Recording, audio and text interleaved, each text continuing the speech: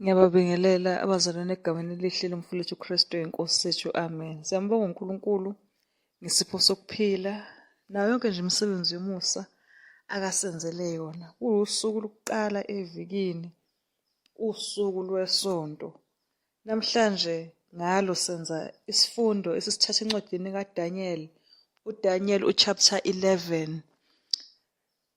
Ngisacela sithole umthandazo. Baba ongcwele ohlala ekhaya lasezulwini, mdali wamazulu nomhlaba, Nkosi, sizofunda izwi lakho. Ngiyakuncenga ukuthi uhlale ey'ndebeni zomlomo wami. Umoya wakho oyingcwele kube yiwona ozongifundisa. Nabo bonke abazalwane abalalela ekhaya, kanye nabo nami, sibe nokuqonda ukukhuluma kwakho. Kukho konke nje sikhulekela ukuthi sikuzwe ngenhloso yokuthi siyafisa njengoba izulu lifuna ukuthi sibe abantu abaphendukileyo, abaney'milo zasezulwini sisemhlabeni phansi, ukuze nxa ubonakaliswa Nkosi ngamaphefezulu okulungileyo ukwazi ukusithatha nabo bonke abangcwele sibe nawe Nkulunkulu ngunaphakade. Yiba nathi siyakhuleka Nkosi, sinxusa ukuthi usenzele lokhu nanokubona usekhaya ezweni ukuba siyadinga uJesu inkosi yethu, amen. Ngisacela futhi ukubabingelela abazalwane egameni elihle lomfowethu uKristu inkosi yethu, amen. Namhlanje sithi senza isifundo ingxenye yokuqala esizoyithola kuDaniel 11. Ngisacela ukuqala nje ngifunda uverse 1. Daniel 11 verse 1. Ufundeka kanjena. Othi mina-ke ngomnyaka wokuqala kaDariyu umMede ngema ukumqinisa ukuba abe namandla. Amen. Ngisacela ukumalana kancane. Uma sizokhumbula kahle, ekugcineni kuka-chapter 10, sathola uGabriel, ingelosi kaNkulunkulu, ekhuluma noDaniel. Uma sisifunda lana ivesi lokuqala kuDaniel 11, sithola kahle kahle lana inkulumo eqhubekayo phakathi kukaGabriel noDaniel.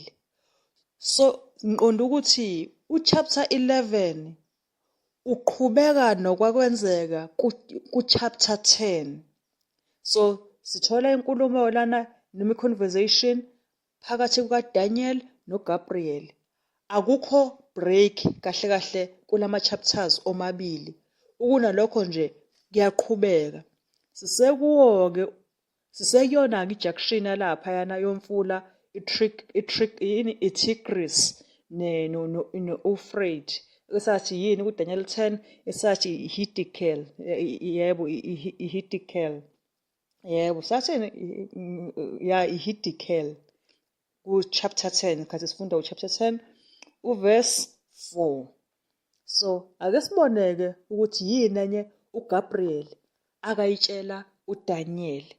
Uyakhuluma-ke la kuverse 1 uDaniel 11, uthi mina-ke ngomnyaka wokuqala kaDariyu umMede ngema ukumqinisa ukuba abe namandla.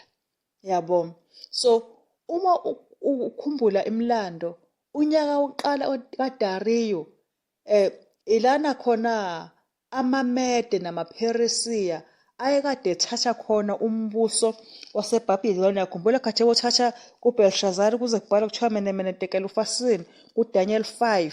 Loyo nyaka-ke wokuqala okukhulunywa ngawo lona khathi amaMede namaPheresiya ethatha umbuso waseBhabhiloni.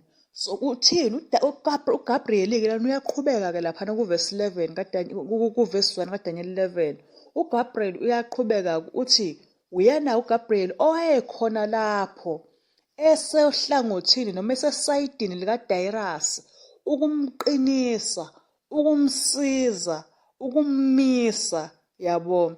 So lokhu kuqinisekisa noma kuyasikhombisa ukuthi uNkulunkulu kahle kahle uyena o-in control, noma uNkulunkulu uyena olawulayo kuma-world events. Kuzo zonke izinto ezenzekalayo emhlabeni, uNkulunkulu uyena olawulayo. Njengoba umbhalo wavuleka laphana eBhabhiloni, sakhumbula laphana kwi-banquet khathi kunedili elikhulu, sebewufunda umbhalo baba nokuqonda bonke ukuthi cha, isikhathi somusa nokuvikela kukaNkulunkulu sekusukile eBhabhiloni. So ngenxa yokuthi isikhathi ukuvikela kaNkulunkulu kwase sekusukile eBhabhiloni, yena futhi uNkulunkulu ukuvikela kwakhe ngoba sekususile kubona wayesekuphendulile wakunikeza uDariyu ummede ukuthi ummede noma uDariyu kuzoba uyena-ke njengamanje ozobusa noma ozophatha ngoba iBhabhiloni lehlulekile ngenxa yokuhlubuka kwalo lahlekelwa i-covering noma uvikelo likaNkulunkulu njengoba sabona-ke kuDaniel chapter 5. Ngisacela ukufunda uverse 2 khona laphana kuDaniel 11. Uverse 2 uthi, kalokhu ngiyakutshela iqiniso, bheka kuseza kuvela amakhosi amathathu ePheresiya. Eyesine iyakunotha kunawo onke, isiqinile ngengcebo yayo, iyakuvusa bonke ukulwa nombuso waseJavan. Amen. Sithiwani la? uGabriel njengamanje uyaqhubeka uyakhuluma. Unika uDaniel ukuqonda kwalokhu uDaniel owayethi wayekhulekela. Yabo sakhumbula khathi ethi wayekhuleka efuna kuNkulunkulu kuchapter 10.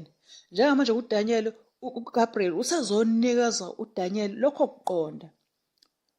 Lokhu uGabriel akazokutshela uDaniel kwakuyiqiniso ngoba uma uzokhumbula kuchapter 10 sathola ukuthi uGabriel noMichael baneqiniso. Yabo.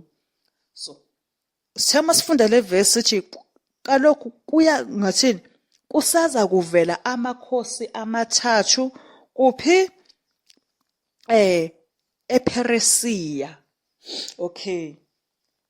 Uma kukhulunywa ngalamakhosi amathathu asezovela ePheresiya, la wayengabaliwe uKoresi noma uCyrus. uKoresi ngoba angithi yakhumbula kathi umbuso uthathwa eBhabhiloni kwakunamakhosi amabili. Kukhona inkosi yamaMede kwakuthiwa uDariyu noma uDarius, kukhona inkosi yamaPheresiya kwakuthiwa uKoresi noma uCyrus. So njengamanje kuyakhulunywa kuthiwa kusazovela amakhosi amathathu asePheresiya. So akabaliwe uKoresi la ngoba vele ngaleso sikhathi yena wayevele eyinkosi. So emva kusazovela amanye amakhosi amathathu. Yebo.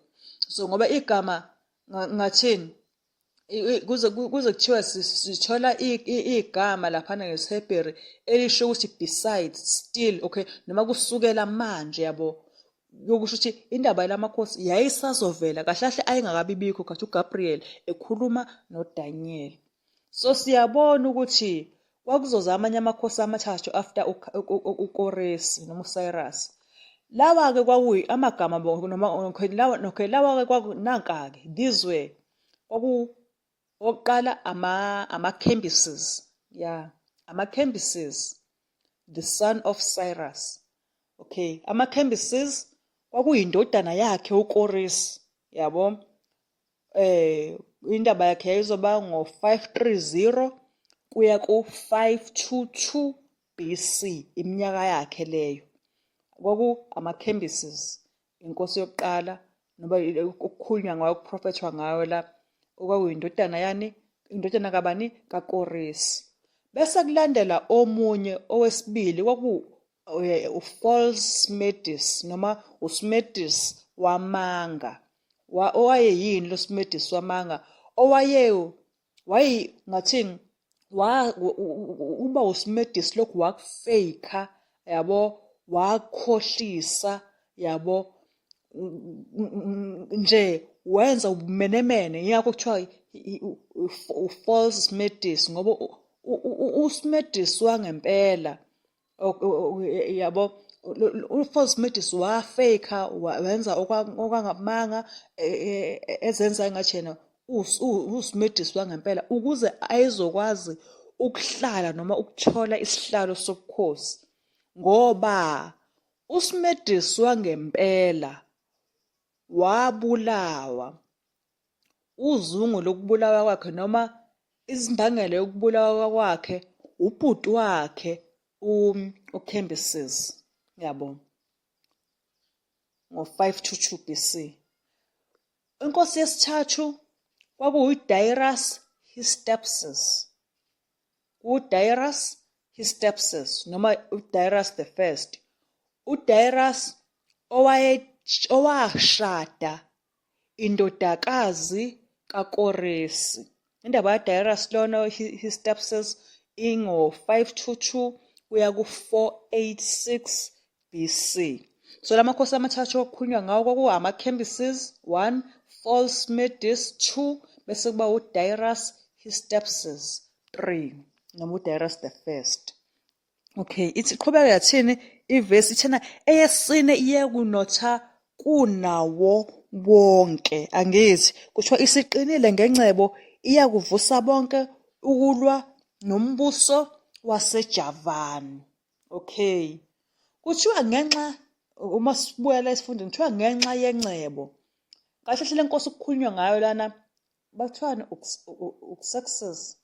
Okay, ngicela ukuyibiza ngesiZulu. Le nkosi okukhulunywa ngayo yesine kuthiwa iyakunotha kunawo wonke u-Ahasuveroshi loyo. Yabo, inkosi u-Ahasuveroshi owakwazi ukuvusa impi enkulu. Yabo, wazama ukuvusa impi enkulu ukumelana namaGreek. According to umnumzana noma umuntu thizeni wayebizwa ngokuthiwa laphana uHerodotus owayephila ngaleso sikhathi, uthi impi yakhe yayinamadoda awu-5 million 5,283,220 yabo, kusuka ku-East alone. Yabo, so abantu ayenabo abebezolwa impi yakhe lawo amadoda nje ayedlulile ngisho ku-5 million. Angithi yabo, kodwa enganelisekile ngalokhu wabuya futhi wangeza ngama-Carthaginians. Yabo, ayelaphana e-West ngathini okwenza lokhu ukuthi kulesi simalo abenaso ngawo wa-eda amanye amadoda ayengu-300,000. So in total impi yakhe nje ayivusayo yayi-over 5.75 millions of men ukuthi kuhambe kuyomelwana namaGreek. Yabo, so uma uthola indaba yale nkosi le yawehlula amaGreek laphana eThermopylae. Ya indaba ekanjalo nje. Yebo. Okay, enye impi wayiluza laphaya impi yamaSalamis ngo-480 BC. Emva kwalokho waphinda futhi waluza laphana ePlataea ngo-479 BC. Impi yaqhubeka yaze yama noma yaphela ngonyaka ka-467 BC. Ake sidlule kancane la. Ake sidlule kancane. Ngicela sifunde uDaniel 11 uverse 3 noverse 4. Ngiyacela. Sizobuye sibuyele. Uverse 3 athi, kuyakuvela inkosi enamandla eyakubusa ngokubusa okukhulu yenze njengentando yayo. Bese uverse 4 ethi, iyakwanele ukuvela nje umbuso wayo uyakufohlozwa wahlukaniselwe emoyeni yomine yezulu ungabi ngowenzalo yayo. Amen. Sime lapha kuverse 4. Nazo-ke khulunywa ngoba athi kuyakuvela inkosi enamandla. Abanebhayibheli lesingisi kuthiwa a mighty king. Ubani lenkosi ekukhulunywa ngawo lana? Kukhulunywa ngo-Alexander the Great obekiwe kwisiprofetho. Njengoba uzokhumbula kahle isikhathi sifunda noDaniel chapter 2 no chapter 7 no chapter 8. Yabo, kuvezwa ivezwa nje indaba yombuso wamaGreek. Inkosi yawo enkulu eyokuqala inkosi yawo enkulu yabusa lana kwaku-Alexander the Great. Kuthiwa injani? Inkosi kuyakuvela inkosi enamandla eyakubusa ngokubusa okukhulu, great dominion. Yebo, kuthiwa-ke u-Alexander yena ekugcineni uyena owakwazi ukuhlula amaPheresiya, yabona, empini ngathini, at the Battle of Arbela ngo-331 BC. So wayeqhubeka-ke u-Alexander the Great nekhampani yakhe ehamba, yabo, kuma-borders ase-India nase-South ye-Egypt, angithi uyabona. Umbuso wakhe waba mkhulu kakhulu kunowasePheresiya. Ukuthi angikwazi ukuveza imap, kodwa imap ingathini, iyaveza kakhulu ukubona ubukhulu bombuso wakhe. Kuthiwa ukubusa okukhulu, yabo, yenze ngokwentando yakhe, yabo. Mase kuthiwa-ke iyakwanele ukuvela nje, angithi umbuso wayo uyakufohlozwa wahlukaniswe emoyeni yomini. Okay, when he shall stand up, yabo, uma esesesicongweni, noma kwakuveza ukuthi u-Alexander the Great uyosho uma esephethe, angithi unokunqoba okukhulu, angithi, yabo, uyosho uma eselaphana esicongweni ngoba uyaduma ngento owenza ngayo. Waduma u-Alexander the Great, wasesiqongweni, wayinkosi enamandla ngezimpi azenzayo, angithi, yabo. Kanjalo umuntu nje uyaduma ngento akayenzayo, ngoba ubona nalapha neBhayibhelini iy'febe, oDilayila noJezebheli ngobubi bazo nazo zaduma. Bese kuba namaqhawe, oDavide no-Esteri ngobubi babo baduma. Nami la khona engidume ngakho, njengoba nomzalwane lapha ekhaya kukhona nakho adume ngakho. Alexander the Great wathi esephezulu esesicongweni sedumile, kuthiwa umbuso wayo uyakufohlozwa, kingdom broken, angithi, kushiwo njalo. Kwase sekuthiwa-ke wahlukaniswe emoyeni yomine, divided toward 4 winds. Siqhubekeni la, siyakhuluma, siyafunda ngokusizwa nguNkulunkulu. Sithini? Kathi u-Alexander ngathini? U-Alexander esephezulu, enamandla, ebusa kunjalo, umkhuhlane noma ifiva yabulala insizwa thizeni okuthiwa igama layo ubani? uHephaestus. Ya, uHephaestus noma uHephaestus, kukanjalo nje. Uyabusa u-Alexander the Great, ifiva noma umkhuhlane ubulala insizwa thizeni laphana, igama layo eliwuHephaestus, yabo, endaweni yalaphana ekuthiwa ise-Ekbatana. uHephaestus lona wayeyinsizwa nje esencane u-Alexander the Great awayeyithanda, angithi, yabo. So ebuyela eBhabhiloni kwaba khona umngcwabo omkhulu walensizwa owabiza over $10 million, yabo. So ngaleso sikhathi noma kuleyo ndawo ngathini ukuphuza oludakayo noma ukuphuza utshwala emngcwabeni kwakuthathwa njengendlela oyenzayo ebonisa ukuthi uyahlonipha futhi uyazwelana nalo muntu ofileyo.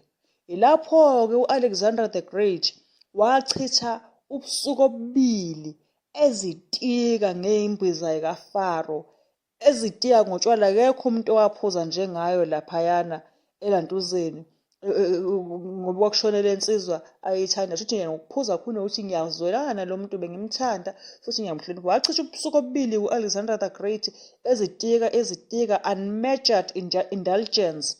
Lethiwa khathe ey'tika kanjani ngotshwala, naye lento ayenzayo yabe kwi-system yakhe noma emzimbeni yakhe yadala amagciwane noma ama-germs emfiva, naye wabesey'thole senomkhuhlane, yabo. Lo mkhuhlane wakhe waqhubeka naye wawa worse. Ey'nsukwini ezimbalwa Alexander the Great naye wabe eseyashona, kodwa engakashona esezoshona sekubonakala ukuthi hhayi, indaba yakhe useyalandula impela, wabuza ukuthi ungabe umbuso manje Nkosi noma Nkosi yethu seyamaGrikhi uzoya kubani? Impendulo yakhe wathi umbuso uzoya kulo obonakala strong, yabo, enamandla. Lokhu uyakuthola uma ufunda The 11th of Daniel by Justus Grant Lamson, page 35, 36. Iyayenziwe ngoba 1909. Yebo, kunjalo. Okay. Kuthiwa lana sesiyanikezwa isilinganiso ukuthi waphuza kanjani. Ngicela nje ukuyifunda nge-English. Itholakala laphana kwi-Daniel and the Revelation, page 56, eyabhalwa u-Uriah Smith. U-Alexander the Great lona kuthiwa he was said to have drunk equal to the 21 quests and then twice drank full the Herculean cup containing over 1 gallon. Amen. Abazi kahle ngendaba mhlambe zokunje zeimpilo zikaFaro bazoqondisisa nami ngokusizwa uNkulunkulu lana ngiqondisise kahle, uyabo. Bengithanda nje ukuthi le quotation ngiyifunde inje ngoba injena. Alexander the Great kuthiwa washona ngo-323 BC. Immediately eqeda nje ukushona, general abawu-36, uyabo, bafuna ini ukukhuphulana ngani kulo mbuso lo. Kwathi ngo-314 BC kwaba khona uSeleucus noPtolemy noLysimachus, bese kuba khona uCassander.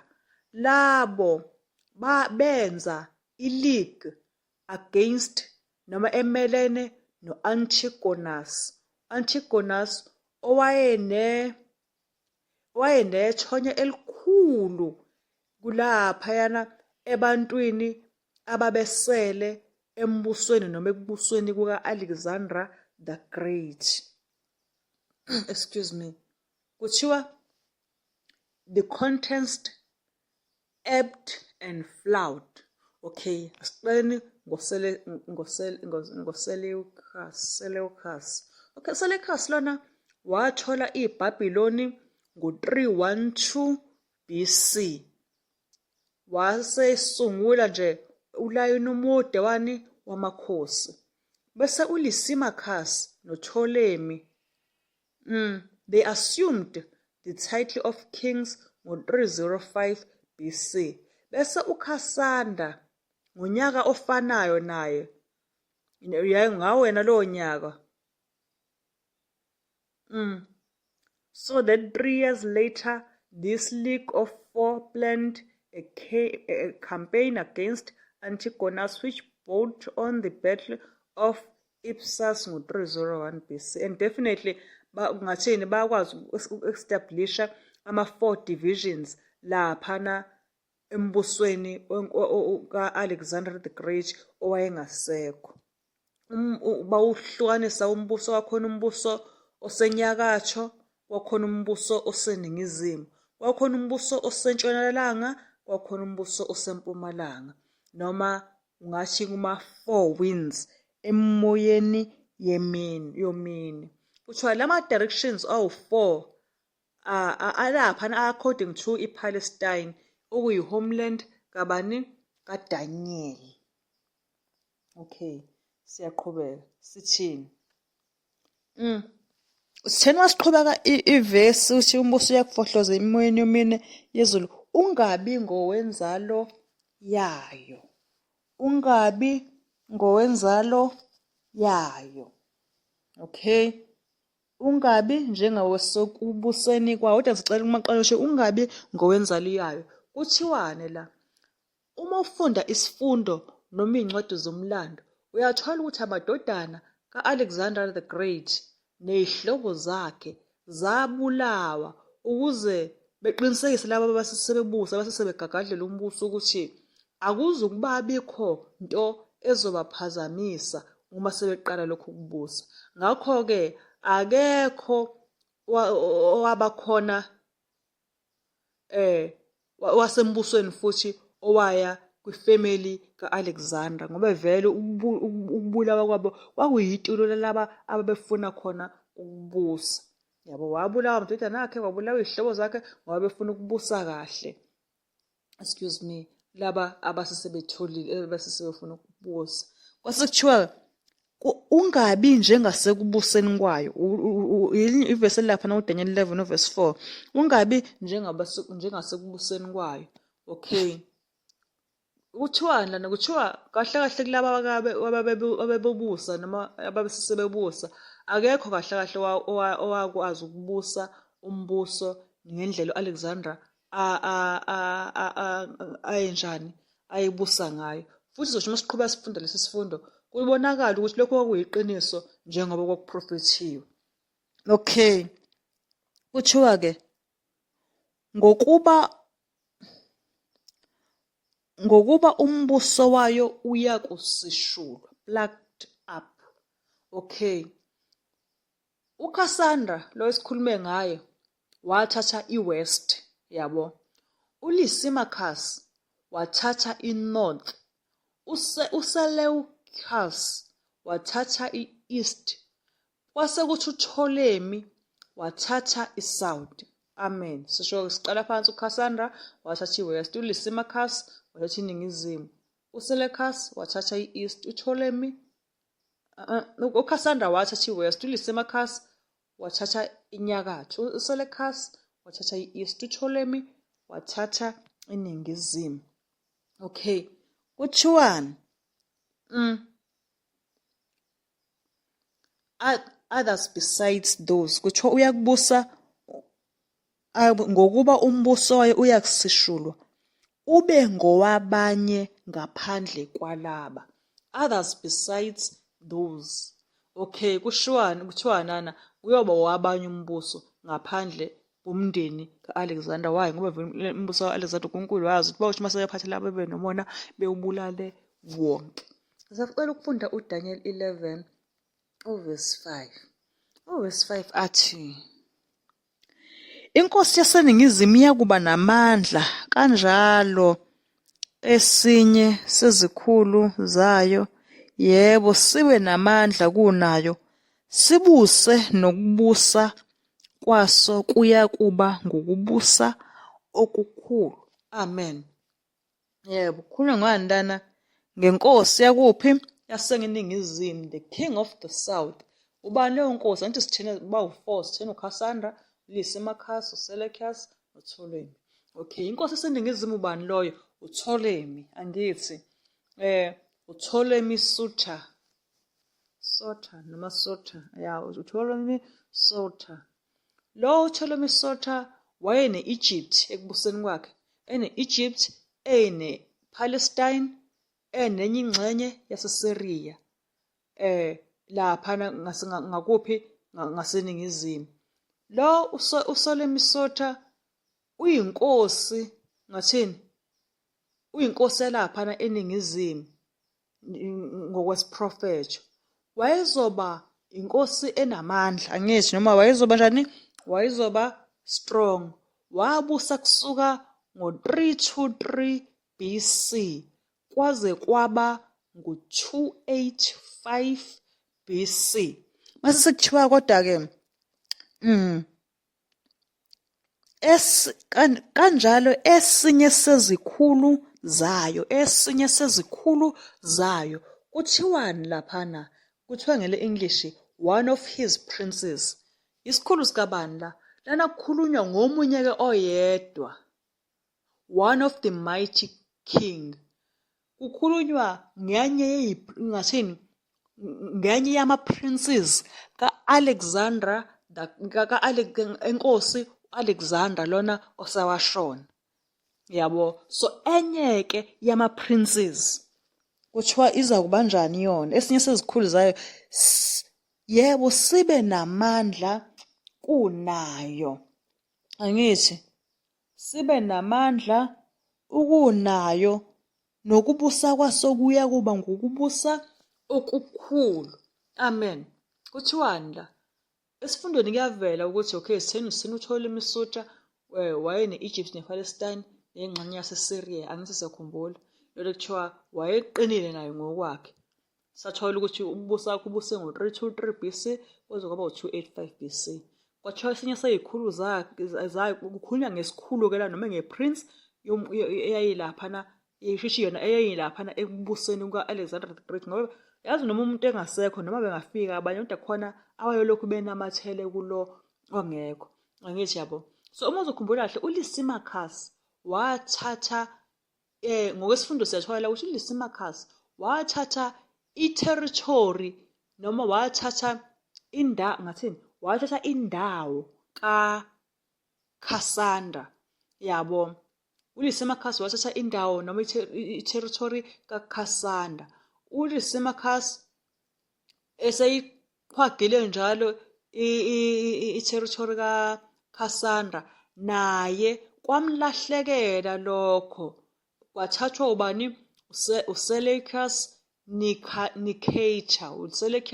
Nicator, yena uSeleucus okwamenza ukuthi abe nama-3/4 of umbuso ka-Alexander, yabo. So washiya uPtolemy south with a quarter, angithi yabo. So uma uthi ubheka uLysimachus wathatha uCassandra, futhi usetshisala laphana indaba yakhe isabonakala kahle. Nawo uLysimachus kwamlahlekela konke lokho ngenxa kabani? kaSeleucus Nicator. Lamagama ngicela umancane, lamagama bazalwane mhlawumbe umnye ngawabiza kangcono noma amagama abantu, uyabo, noma amagama amakhosi. Cha, ningixola kakhulu lapho, kodwa ngokuthi sizo uNkulunkulu ngiyafisa ukuthi i-message itholakale njengoba injalo, yabo. Amen. Okay, ngizocela kuthiwa uLysimachus wathatha i-territory kaCassandra. Yena uLysimachus kwamlahlekela konke lokho ekuphuca ubani? uSeleucus Nicator. uSeleucus Nicator wase kubonakala ukuthi nama-3/4 ombuso ka-Alexander the Great. uPtolemy yena wasala ene-quarter elaphana kwi-south. Okay, ukufunda uDaniel 11 verse 6 esikhathini samanje. Daniel 11 verse 6. Verse 6 ufundeka kanjena: ngasekupheleni kweminyaka bayakuhlangana kufike indodakazi yenkosi yaseningizimu enkosini yasenyakatho ukwenza isivumelwane, kepha ayiyukugcina amandla engalo. Nayo inkosi ayiyukuma nengalo yayo, kodwa iyakunikelwa nabayilethayo, nowayizalayo, nowayisizayo ngalezo sikhathi. Hayi, ngisacela ukumala okwamanje. uDaniel 11 verse 6. Ingaze ngiqhubeke kakhulu. Sithini la? Kuthiwa they shall join themselves. Ngasekupheleni kwenyanga bayakuhlangana. Uthi ukuthini la? They shall join themselves. uPtolemy Philadelphus. uPtolemy Philadelphus ngo-285 kuya ku-247 BC. Angithi yabo. Owayeyinkosi yesibili yombuso wase-South. Angithi siyabona ukuthi inkosi yokuqala bekubani? BekuwuPtolemy sithena uPtolemy Soter, angithi. Okay, njengamanje masithiwa they shall join themselves noma bayakuzihlanganisa, sesikhuluma ngoPtolemy-ke manje. uPtolemy Philadelphus yena indaba yakhe yango-285 kuya ku-247 BC. uPtolemy Philadelphus wayeyinkosi yesibili yombuso walaphana eSouth noma umbuso wakuphi? Waseningizimu. Yena-ke uPtolemy Philadelphus wayeyinkosi yaseningizimu no-Antiochus Theos. Indaba yakhe yakuphi? Yanini? Yango-261 kuya ku-246 BC. u-Antiochus Theos yena wayeyinkosi yesithathu yombuso walapha yana enyakatho. Bazihlanganisa ndawonye. Manje umbuzo uzothi bazihlanganisa kanjani? Okay. Uma ufunda la imlando, into eyenzekayo, indodakazi yenkosi yaseNingizimu, inkosi yaseNingizimu okwakuwu-Ptolemy Philadelphus, indodakazi yakhe igama layo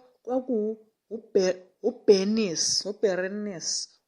Igama lendodakazi yakhe kwakuwu-Bernice. Sitheni masifunda ivesi kuthiwe bayakuhlangana, angithi sishilo, yabo, ukwenza isivumelwano. Kufike indodakazi yenkosi eseNingizimu enkosini yaseNyakatho ukwenza isivumelwano. Come, make an agreement. Ithini ivesi la? Kuthiwa uBernice owayeyindodakazi yenkosi yaseNingizimu owu-Ptolemy Philadelphus, uBernice wafika enkosini u-Antiochus Theos wazoba umfazi wakhe, shuthi wazomgana. Indodakazi yenkosi yahamba yayogana enye inkosi, yabo, indodakazi yenkosi yalaphaya Ningizimu yahamba yayogana inkosi yaseNyakatho. Igama lenkosi kwakuwu-Bernice. So uBernice wahamba wayoba umfazi kaTheos, yebo, ukuzama ukuhlanganisa imibuso ngale ndlela. Benenkelelo yokuthi indodana abazoyizala noma indodana ezozalwa yile couple noma lezi sithandane iyona eyayizobusa lo mbuso. So u-Antiochus owayeyinkosi washo uma esezwa kuthiwa uzoshada nendodakazi yenkosi, yabo, yena wayenomfazi, igama laloyo mfazi wakhe kwakuwu-Laodice, yebo, kwakuwu-Laodice. So u-Antiochus wathi uma esezwa kuthiwa uzoshada noBernice walahla noma wadivosa umfazi wakhe owayegama lakhe elaliwu-Laodice, wase eseshada noBernice. Okay, siyaqhubeka nevesi khona laphana kuvesi 6 kuthiwa kutheni maqhubeka masiqhubeka nge-English kuthiwa she shall not retain the power of the arm. She shall not retain the power of the arm. Lapha nesizulwini sethu esisithandayo kuthiwa kepha ayikugcina amandla engalo. Kuthiwani la? Kuthiwa uBernice kahle kahle wayengeze ukwazi ukuthola amandla lenkosi ayiyoyigana u-Antiochus abanawo. Kodwa sizokuthola lokho kafushane nje uma sichubeka nesifundo. Angithi kuthiwena akapha ayikugcina amandla engalo. Kuthiwa nayo inkosi ayikuma nengalo yayo. Neither shall he stand. Nayo inkosi ayikuma nengalo yayo. Okay, kuthiwa ithini le vesi lana? Uma ufunda kuthiwa u-Antiochus, yabo, naye wayengeze kwazi ukuma. Lokhu kuyiqiniso ngoba ngabo bobabili ukuthi uBernice wayengeze kwazi ukugcina amandla engalo no-Antiochus naye akeze ukuma. Sikuthola kanjani la? Ubaba kaBernice washona ngo-247 BC. Ubaba kaBernice washona, usho ubani obaba kaBernice? uPtolemy, lesikhulume ngayo uPtolemy Philadelphus, yabo. So ubaba kaBernice uPtolemy, excuse me, ngiyaxolisa kakhulu bazalwane. So uPtolemy Philadelphus washona ngo-247 BC. Zathi uma lezi indaba zithathwa zitshelwa inkosi lena eyenze isivumelwano noPtolemy Philadelphus, leyo nkosi kwaku-Antiochus, wathi uma yezwa kuthiwa ngathini sithi yebo, ubaba kamfazi wakhe ushonile, yabo, umkhwe, ya. Uma u-Antiochus ezwa kuthiwa umkhwekazi wesifazane, umkhwe owesilisa. Okay, u-Antiochus wathi uma yezwa kuthiwa umkhwe wakhe ushonile, wagijima ngokushesha walahla uBernice oyindodakazi yenkosi lena eshonile noma indodakazi lenkosi ekhotheme bekwakhiwa ngayo isivumelwano. So Antiochus wayeyinkosi, cabanga uBernice unobuhlungu bokulahlekelwa ubaba, njengamanje-ke uselahlekelwa nayo indoda iyamlahla-ke manje. So U-Antiochus wayeza kuthiwa ubaba uyise umukhwe wakhe uPtolemy ushonile, ezizwa lezo y'ndaba washesha naye wahamba wayolahla uBenisi, wamlahlela laphana, wamlahla, wabuyisa umfazi wakhe omdala, i-ex-wife wakhe leyona wayeseyidivosile, esitheni igama lakhe kwakuwu-Laodice. Uma emlanda uLaodice laphana umlanda namadodana akhe awu-2. Shuthi umlahla nje vele untozana uLaodice, umlahla ngoba esefuna ukugana uBenisi, umlahla bebevele benamadodana amabili. So uma sekushona ubaba kaBenisi, uyaphinda futhi le nkosi silahla uBenisi, ihambe iyothatha lo mfazi yayimlahlile uLaodice, uyambuyisa namadodana akhe awu-2. Shuthi u-Antiochus lona benoLaodice babenamadodana awu-2. Obani igama lamadodana? Indodana yokuqala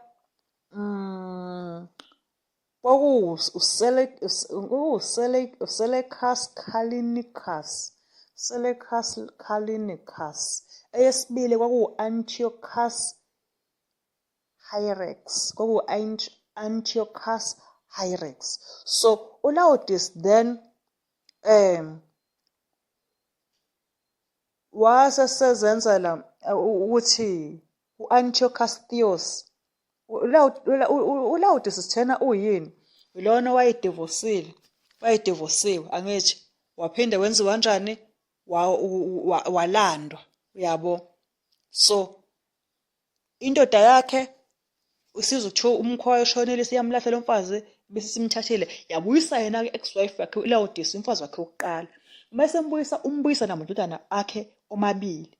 Into eyenziwayo lo mfazi esebuyile enkosikazi uNkulunkulu wami, lapho kungekho khona uNkulunkulu, usudlala ngomlilo, alukho uthando, kuyafiwa.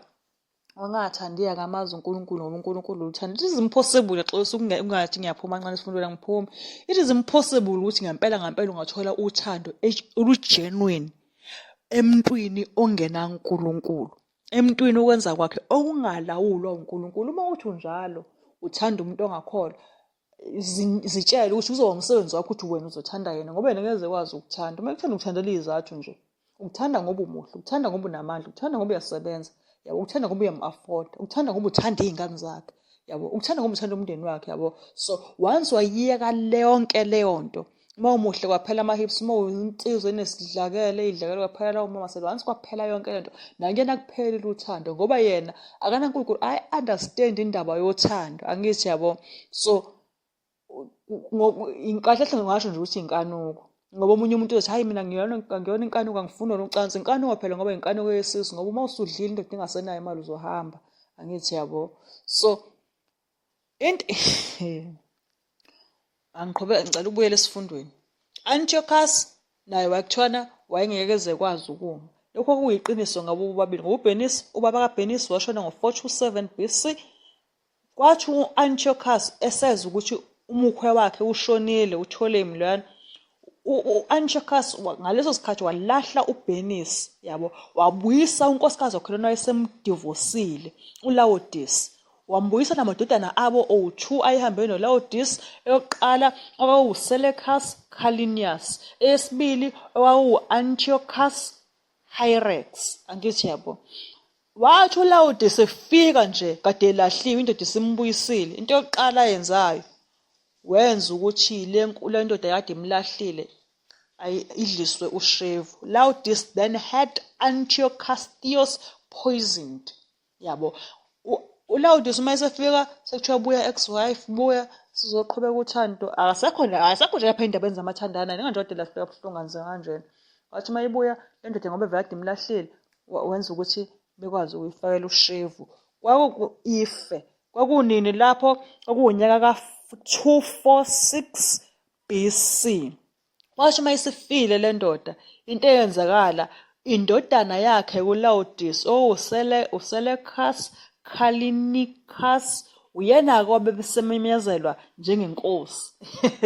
Wabulala indoda, wathi vele le ndoda iyabheda, angithi vele uma ithola abanye abafazi iyangilahla, ibulala yena. Wathi ungcono umbuso ngamane ube wani owendodana yami, yabo. Okay, Modu verse 6 kuthiwa inkosi ayikuma nengalo yayo. Ya uverse 6 kuthiwa kepha ayiyukugcina amandla alo. Nayo inkosi ayiyukuma. Mase sithi kuthiwa nengalo yayo, kushwani makuthiwa nengalo yayo? NgesiNgisi kuthiwa no his arm. Kukhulunywa ngobani lana? Ngendodana ka-Antiochus, yabona. Indodana ka-Antiochus lena awayenayo engakabulawa u-ex-wife yakhe engakamfaka uphozeni, waba nendodana-ke Antiochus noBernice lona wagcina naye futhi esemlahlile. So indodana ka-Antiochus lana awayenayo noBernice nayo yayingeke izikwazi ukuba namandla noma nayo yayingeke izikwazi ukuba nani? Ukuba namandla. Kodwa kuthiwani? Nengalo yayo, yebo nengalo yayo. Mase kuthiwa kodwa iyakunikelwa nabayilethayo. Iyakunikelwa nabayilethayo. Okay, iBhayibheli isiNgisi lithini la? Lithi she shall be given up they that bought her. Okay. uBernice into esifuneka siyazi lona owathatha indoda yaLawodisi walahlwa sekuthiwa usefile ubabakhe. uBernice naye wabulawa. Ebulawa ngokuyalela kukaLawodisi. Shuthi wafika wabulala le ndoda ade imlahlile. Wabulala nalo mfazi wesibili shuthi bihlangene naye kulahlwa yena. Angithi yabo. So uBernice wabulawa ngama-orders noma ngokuyala kukaLawodisi. Kwabe sekwenzakalani? Nawo wonke laba bantu ababemkhapha uBernice ababeyama-attendants akhe ababeyama-Egyptians okungamaGibhithe ababenayo ngaso sikhathi bambulala. Ngisho uyazi ngizalwane lapha ekhaya ukuthi ingane yasebukhosini noma uqueen ayihambi yodwa. Kwesinye isikhathi ngisho ubuka lapha sewukhona abaseceleni kwakhe abanye bayamsiza uqueen, Indlovukazi ihleli ngendlela ehlele ngayo. Angazi-ke kuye kubonakala ngathi abanye sebeyamphephethwa noma engasaphephethwa uqueen, kodwa nje uma uzazi ukuthi uyi-queen akujwayelekile ukuthi ube wedwa nje uhlale wedwa nje. Angithi yabo. Sewukhona labo ngayisiza ngani inkosikazi yami. Angithi yabona, angisho ukuthi as my wife, yabo. Kodwa abahlale belapho angithi yakhumbula u-Exodus, indodakazi kaFaro, Exodus lapha encwadini Exodus, khathi ithola uMose yathumela ama-attendants ayo ngoba kuyindodakazi yasebukhosini iyogeza. Ithi aningithatheleni la bhokisi. Angithi yakhumbula nilethela, wabona umfana omuhle wasemqamba igama wathi uMoses. Igama lakhe sizoba uMose ngoba yini? Ngokuba ngimthole emanzini. Kodwa uMose akuyona yangena emfuleni yabhukuda yahambe yolanda leli bhokisi elinomntwana elinoMose. Yathumela ama-attendants wayo. So uBernice naye lana wabulawa nama-attendants akhe noma nalabo ababemkhapha. Kuthiwa nowayizalayo. Angithi uma kuthiwa nowayizalayo, ama-imaginary readings, uma ufunda ngokwe-imaginary, angithi kuthiwa esiNgisini he that beget her, nowayizalayo, he that beget her. Kodwa uma ufunda ngani nge-imaginary readings kuthiwa whom she brought forth. Angithi yabona. Lana uma kuthiwa nowayizalayo kukhulunywa ngobani? Kukhulunywa ngendodana kaBernice lana ayizalele inkosi u-Antiochus. Nayo leyo ndodana, nkosi yami, yabulawa ngaso leso sikhathi khathi kubulawa ulantuzana unina nama-attendants akhe, yabo. So lokhu kwasesekwenza indlela yacaca yaqiye kahle ekubuseni kwendodana yaLawodisi uSeleucus Callinicus, ukuthi ethi uma ibuse kahle akusekho ngane yomunye umfazi ezoklema ukuthi yona mhlawumbe uyohamba kuhambe iyofune lo mbuso. Kuthiwani? Nowayisizayo, okay, ngalezo zikhathi, nowayisizayo, okay, he that strengthened her, okay. uPtolemy uyise kaBernice, okay, uPtolemy kahle kahle okuyena owayisiza uBernice, yabo. Ngoba uPtolemy uyise kaBernice khathi esaphila yena, uBernice wayephephile. Angithi uBernice wathola umendo, wathola umkani ngenxa yayise. Kodwa wathi uma eseshonile baqala abanye bamdivorce. Ubuhlungu ngale ndaba. Nampa abanye sebenza ama-orders ukuthi akabulawe, kubulawa abangani bakhe, kubulawa amadodana akhe. So uma kuthiwa He that strengthened Tyre, kukhulunywa uma kuthiwa wayesiza ngaleso sikhathi angisho lapho kukhulunywa ngoTholemu lona owuyena wayekwazi ukuqinisa uBenisi ngoba uTholemu khathi esaphila uBenisi wayephephile, wayesafe indodakazi yakhe. Amen. Sicela ukufunda, ngicela nje ukuphangisa. Isikhathi siyangishaya. Ngizocela ukufunda uverse 7 kuya kuverse 9. Noma ngicela nje ukufunda lamavesi amabili ngivele ngiwahlanganise ngingathathi one by one. Daniel 11 verse 7. Verse 7 ethi-ke, kepha ehlumeleni lezimpande zayo kuyakuvela omunye esikhundleni sayo, oyakuya empini, angene enqabeni yenkosi yasenyakatho, amelane nabo ahlule. Verse 8 athi, nawo onkulunkulu babo kanye nezithombe zabo ezibunjiweyo nezitsha zabo ezinxanelekayo zesiliva nezegolide uyakukuthumba awuyise eGibhithe, ayiyeke inkosi yasenyakatho iminyaka ethile. Bese uverse 9 athi, kepha yona iyakungena embusweni wenkosi yaseningizimu, kodwa iyakubuyela ezweni lakubo. Amen. Sithena masiqala kuverse 7 sithena, kepha ehlumeleni lezimpande zayo. Yabo, kuthiwani ngesingisi? Branch of her roots. Her roots, uma kuthiwa her roots, laphana ngurefera ezimpandeni zikaBenisi. Lona uBenisi lona sithi wayeyindodakazi kaTholemu. Ezimpandeni zikaBenisi. Yabo, uBenisi kwakukhulunywa ngobani? Okay, her roots refers to Benisi roots. Impandeni zikaBenisi, which is her father Ptolemy Philadelphus. Ubaba wakhe okubani? KwakuPtolemy Philadelphus. Kuthiwene-ke lapha kuverse 7 ezimpandeni zika her roots, kuma roots okukhulunywa ngawo ukuthi sesikhuluma ngobani? ngoBenisi. Ezimpandeni zikaBenisi uyise Ptolemy Philadelphus. So ezimpandeni zayo kuyakuvela omunye esikhundleni sayo. Kuyakuvela omunye esikhundleni sayo. Ubani okukhulunywa ngayo? Kwakufuneka kube khona ozovela laphana e-office noma estate noma endaweni kaTholemu. Yabo, ubani lona okukhulunywa ngayo? Indodana yakhe impela uPtolemy Philadelphus. uPtolemy Philadelphus lona wayewubhuti noma wayewumfowabo kaBenisi. So okay.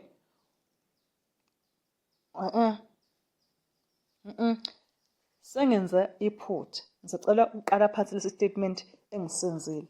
Okay, kuthiwa one stand up in his state. Uma kukhulunywa ngalona owakuthiwa nozoma, wayezoma laphana e-office noma ku-state sikaTholemu. Angithi ubani lo? UsikaTholemu. UsikaTholemy Philadelphus. Lona owayezokuma wayeyindodana kaTholemy Philadelphus. Shouthi wayeyini? Wayewusisi, njalo ngingaxolisa, wayewubhuti noma wayewumfowabo kaBenisi. Yabo, ubani igama lakhe lo ubhuti kaBenisi? KwakuwuPtolemy Eugetes. uPtolemy Eugetes. Yeah. uPtolemy Eugetes oyewubhuti kaBenisi. Igama lithi Eugetes kuthiwa lisho ukuthi Eugetes means a benefactor. Yabo, igama lelo uEugetes usho ukuthi umsizi. Yabo, okuyigama lakhe lawo. So nangu-ke uPtolemy Eugetes le usehleli esihlalweni sani sobukhosi. Sikuthiwa come with an army. Uma ufunda lapha verse 7 kuthiwa-ke oyakuya empini, come with an army.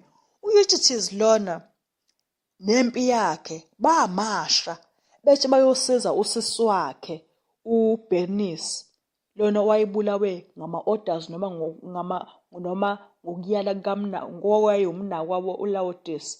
So uEutyches nempi yakhe bamasha bethi bayosiza usisi wakhe kodwa kwakuseku-too late. Kwasesekunjani? Semva kwesikhathi. Sithini? Iyaqhubeka ivesi. Angene enqabeni yenkosi. Angene enqabeni yenkosi yaseNyakatho amelane nabo ahlule. NgeBhayibheli esiNgisi kubhalwe ukuthini? Enter into fortress of king of north and prevail. Sithini la? Encwadini zomlando siyathola ukuthi uEutyches lona nempi yakhe baqhubeka bamasha baya lapha nenyakatho nempi bahamba ngathini imizi eminingi nje yayivule ama-gates iwavulele yona ngenxa yani wayenenzondo enkulu kaSeleucus Callinicus ngoba lo Seleucus Callinicus uma wakhe uyena lona wa-order ukuthi kubulawe usisi wakhe nomshana wakhe angithi uyakhumbula. So ingakho-ke uEutyches wayemzonda kakhulu uSeleucus Callinicus owayesebusa. USeleucus Callinicus owayeyinkosi yalaphana eningizimu lapho esithola khona ukuthi uEutyches wamasha nempi yakhe baqonda khona laphana eningizimu angithi yabo. So uEutyches wathi efika nje kwakhona izinto akayithathayo laphana wathwalela wathatha umhlaba omkhulu kabi khona laphayana. uEutyches ezinye nje zey'ndawo ayigenayo esefikile laphana nempi yakhe iSeleucia. Ngaleso sikhathi Seleucia angithi nje Seleucia abazoya mhlawumbe bazoqonda ukuthi ngithini.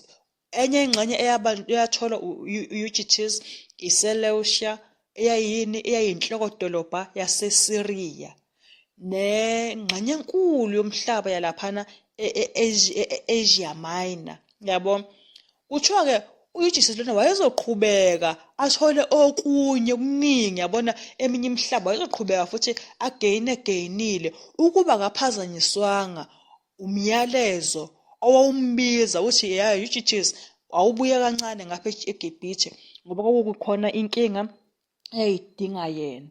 So uma ufunda-ke kwehlana uDaniel 11 uma ufunda uverse 8 lana uma uzofunda noma singangaya egameni ngalinye kodwa uzoqonda kahle lana udila nezinto ezinkulu eziyimpango uEutyches azikoleka noma azifumana noma azithatha ekunqobeni kwakhe lo mbuso. So lokhu kunqoba okungonyaka ka-246 BC. Okungonyaka kabani? Ka-246 BC.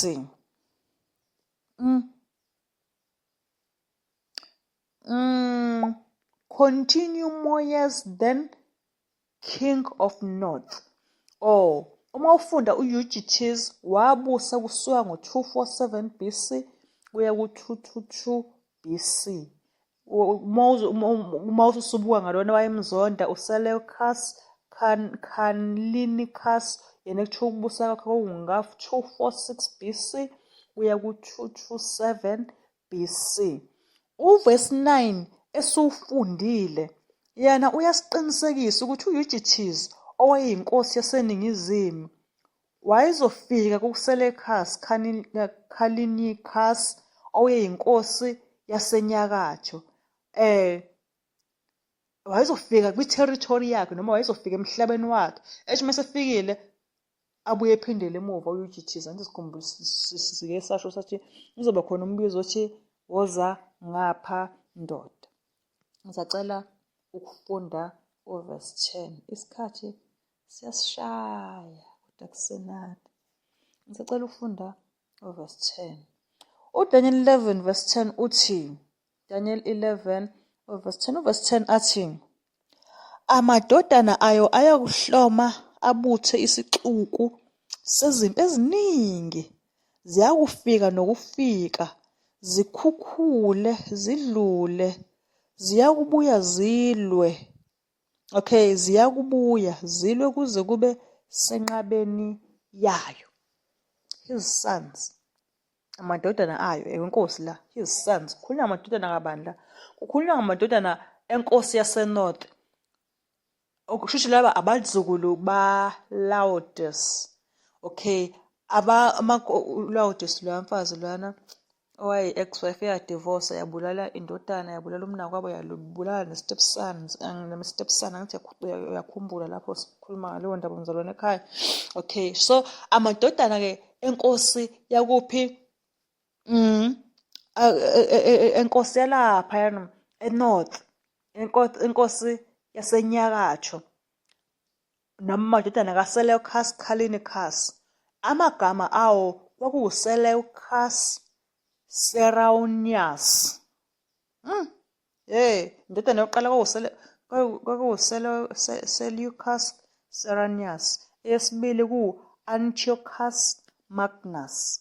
Okay, kuthiwa la madodana omabili ayakwenza njani? Ayakuhloma abuthe isicuku sezimpi. Yabo? Okay, ayakuhloma, shall be stirred up. La madodana awu-2 ngathini? Ngenxa yokuthi lana yokuqala uSeleucus Seronius wayeyindodana endala.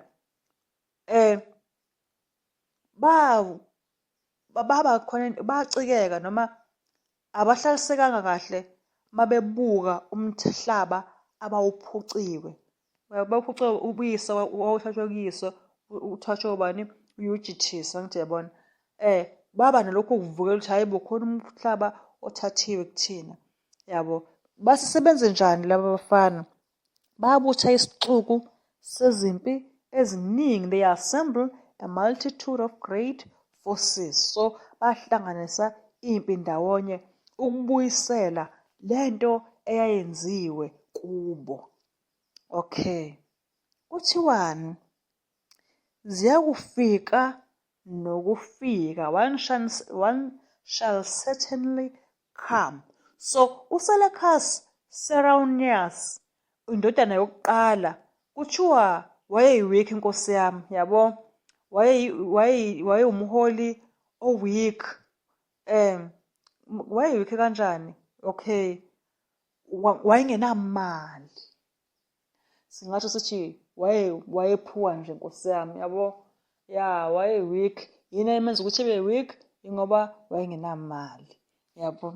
So wayehluleka-ke ukugcina impi yakhe ukuthi ikwazi ukumlalela ngoba ayinamali. Ibuhlungu le ndaba lana, ngisamlana nje.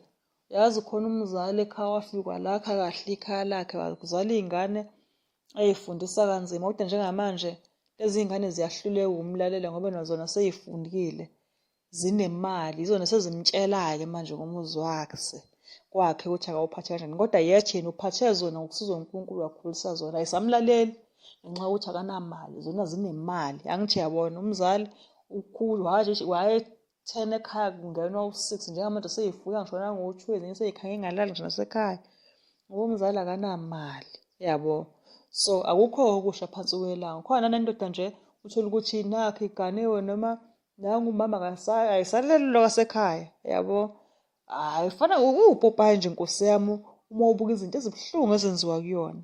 Ngenxa yani? Mhlawumpe umama unemali, usebenza kahle, yona iyabhatanisa. Ibuhlungu-ke le nto lena ngoba bekufuneka singamaKristu sikugweme ukuthi umuntu singamhloniphi ngenxa yokuthi unani. Umhloniphe umuntu ngenxa yokuthi uNkulunkulu vele u-odile ukuthi abantu abahloniphe, whether ba-rich noma baya-afforda noma baphuwa, yabo? Ya, so lona kuthiwa uSeleucus Seronius wayeyinkosi eyayingaqinile ngenxa yokuthi wayeswele, engenayo imali. Ngakho impi yakhe yayingakwazi ukumlalela. Kuthiwa nkosi yami yena wabusa iminyaka emithathu kwakuphela, kunalokho bamenzela uzungu nje lokuthi bamdlise uphoyizeni, yabo? Udliswa obani? Hhayi ngisho nawumfowabo, udliswa ojenerali bakhe abebewu-2 ojenerali lapha empini yakhe, bambulala, bamdlisa ababewu-2. Lokho kwase sekwenza ukuthi-ke ubhuti wakhe omncane lona esitheni igama lakhe u-Antiochus Magnus, kube uyena-ke u-Antiochus Magnus owayezokwaziwa njengenkosi. Uyeke lona-ke owanza impindiselo. I-10 ivesi uma iqhubeka uvesi 10 kuthiwa overflow and pass through. Okay, zikhukhule zidlule.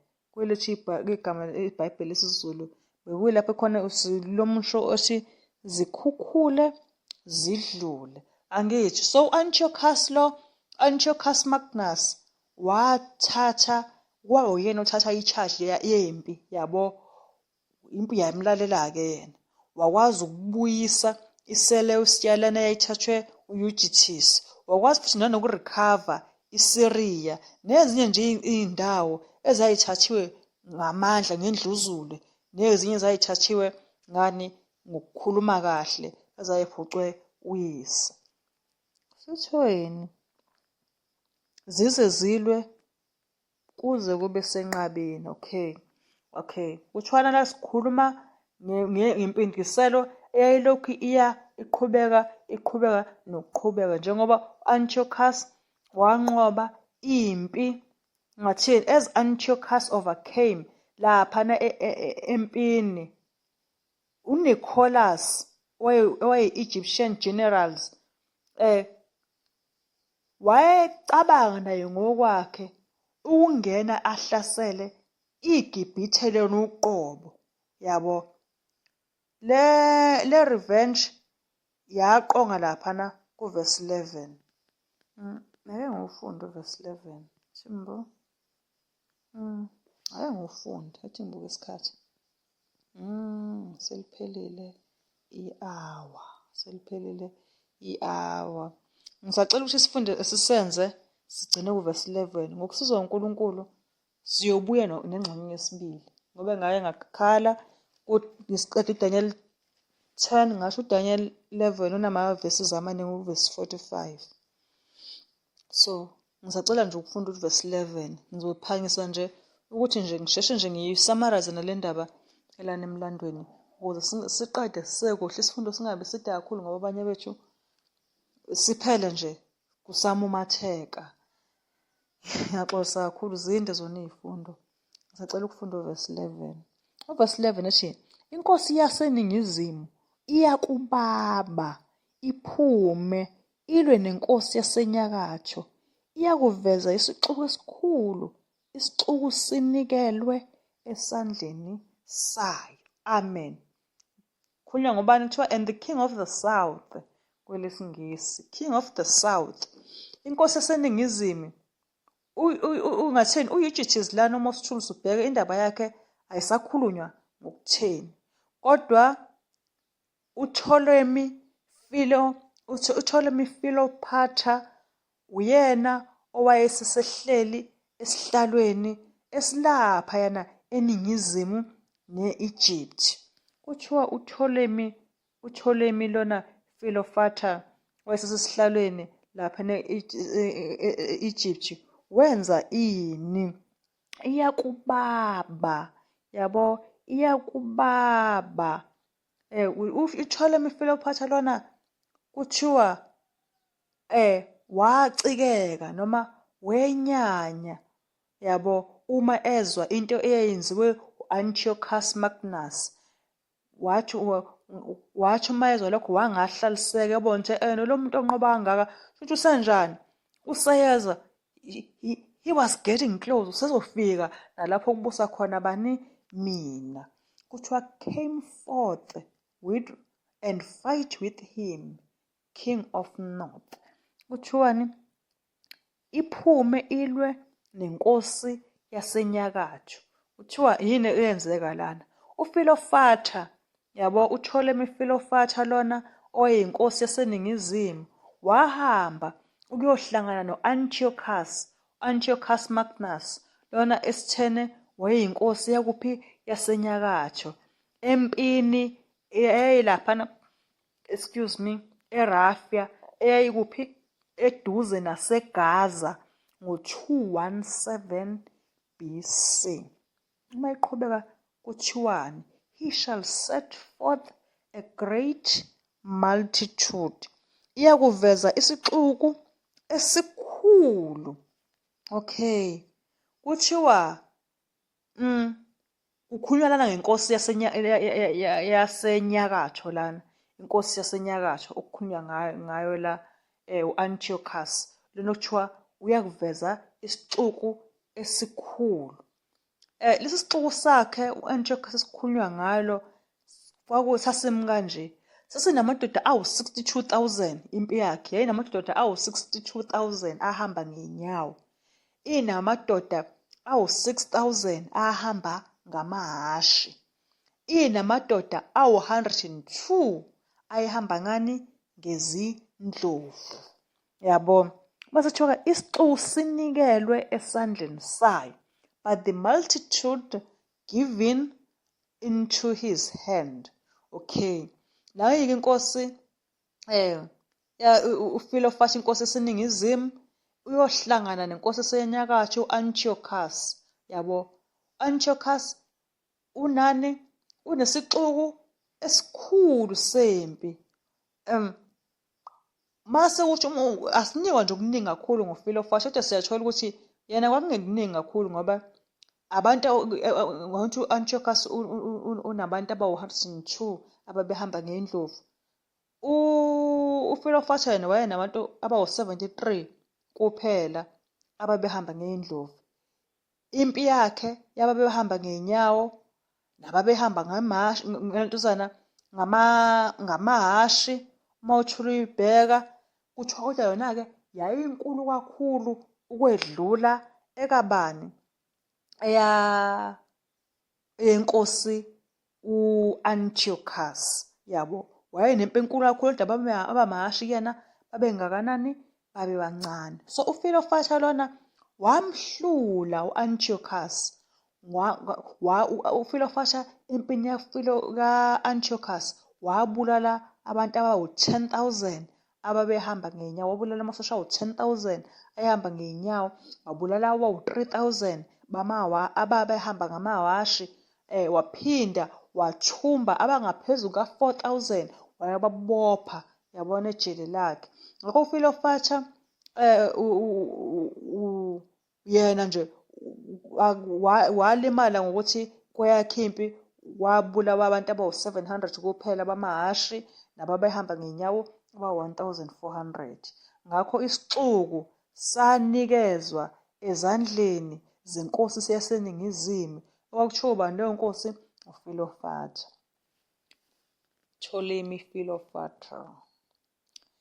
Amen. Hhayi, umuntu uma engayilumanga nje ulimi ngokusizwa uNkulunkulu kuzolunga. Ngisacela ukuthi sibiye inkosi ibusise ukufunda kwezolayo esifundweni samanje. Amen. Ngisacela nje ukuthi sibambalane isifundo. Namhlanje besenza uDaniel 11, sifunde uverse 1 kuya kuverse 11. Ngokusizwa inkosi sizobuya siqhubeke naye uDaniel. Sisuka uDaniel 11 sobe sesiqala kuverse 12 sisenza ingxenye yesibili. Sicela sithole umkhuleko. Siyabonga Baba odala amazulu nomhlaba ukuthi nxa ukhulumile ilokho okuzokwenzeka. Siphe Nkosi ukuthatha serious ukukhuluma kwakho ngoba kuzogcina khona. Sazi ukuthi uNkulunkulu uwe ozogcina. Mawusola sisoleke, mawusiqondisa siqonde. Kukho konke ukuphakama nokukhukhumala nayo yonke imisebenzi yenyama etholakala ey'mpilweni zethu, izulu lisivezela wena, sicela usiphe ukuyibona, sithobeke, ube ubaba kithi, sibe ngabantwana kuwe. NgoJesu siyakhuleka. Amen.